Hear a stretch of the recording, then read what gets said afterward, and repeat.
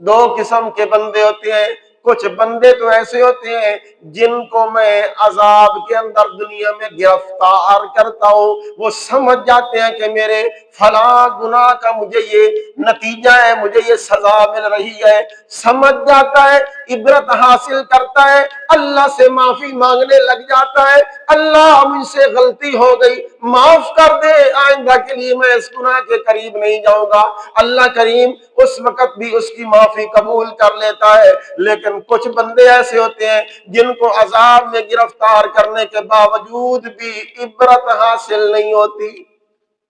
وہ ضد کے اوپر اڑے ہوئے ہیں، الٹا اللہ کے شکوے کرتے ہیں، اللہ تعالیٰ کے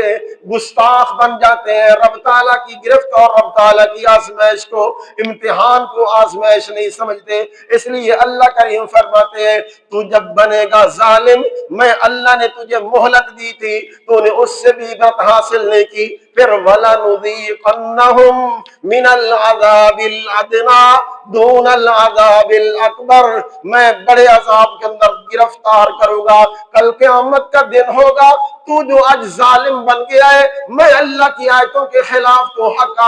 حق والی آواز کو دبانے کے اندر پورا مست ہو گیا ہے، حق کو دبانے کی کوشش کر رہا ہے۔ اللہ کریم کہتے ہیں تو ظالم ہے، میں حق کو تو کبھی مٹنے نہیں دوں